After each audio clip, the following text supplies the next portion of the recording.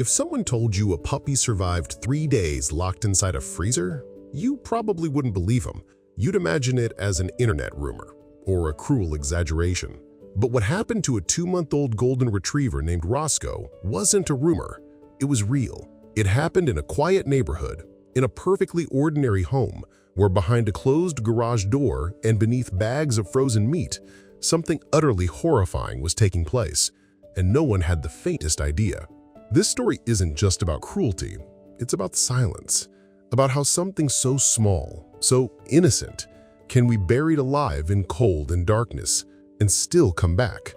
And if you think something like this could never happen near you, think again, because Roscoe's cries were real. You just couldn't hear them. It was January 12th, 3:17 p.m., when the call came in to the Eastbrook Veterinary Emergency Center, a woman screaming on the other end.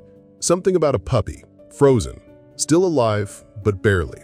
The receptionist paused for a second, unsure if she heard right. Then the line went dead. 10 minutes later, the doors flew open and a man stumbled in, carrying what looked like a bundled towel soaked in frost. Inside was a puppy, tiny, limp, his fur stiff with ice. A crust of frost outlined his ears, and his breath, if there was any, was impossible to see. The vet techs didn't ask questions. There wasn't time.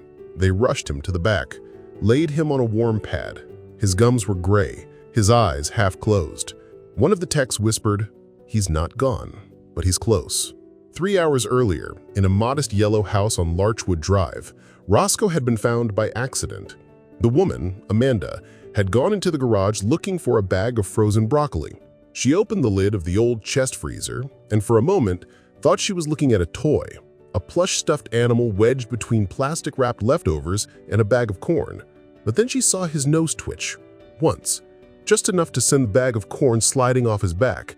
She screamed, and the world snapped into motion. They didn't know how long he had been there. They didn't know who put him there. But one thing was clear. He shouldn't have still been alive. Roscoe was only 2 months old, barely weaned. Just a few weeks earlier, he'd been a Christmas surprise for Amanda's youngest son, all golden fluff and clumsy paws. But the excitement wore off quickly. Puppies chew things. They cry at night. They don't understand commands.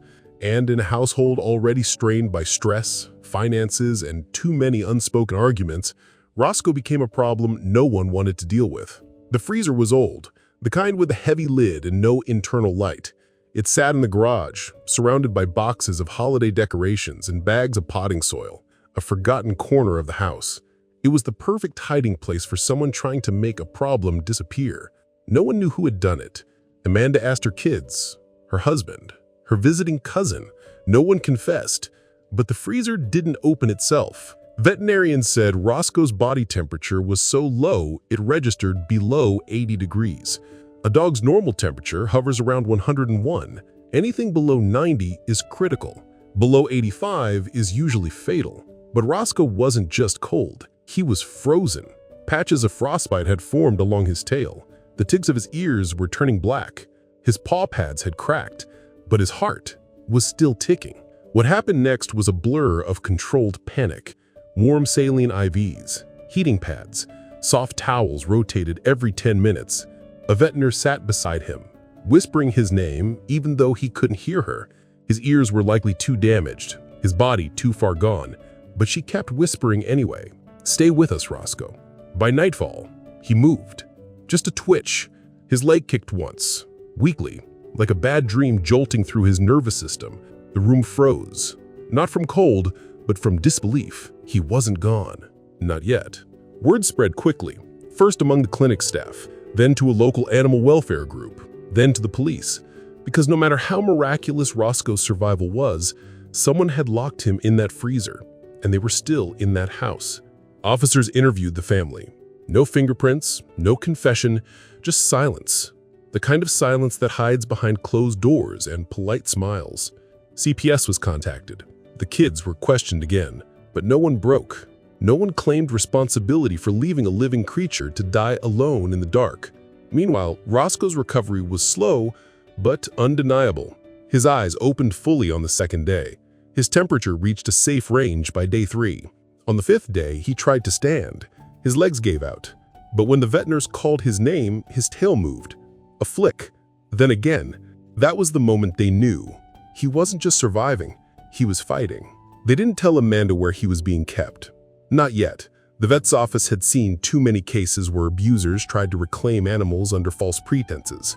They waited, investigated, and when it became clear no one in that house could or would take responsibility, they filed the paperwork to take full custody of Roscoe, permanently. Weeks passed. Roscoe regained strength. His ears healed into soft, crumbled tips. His tail, shortened by frostbite, wagged like it had never known pain. He was reintroduced to other dogs, learned to play, to bark, and to trust. The vet nurse who had whispered to him that first night, her name was Lindsay, brought him home, said she couldn't bear to let him go, said he deserved a life that was warm and filled with sound. He sleeps on her bed now, wears a sweater in winter, still flinches at loud noises.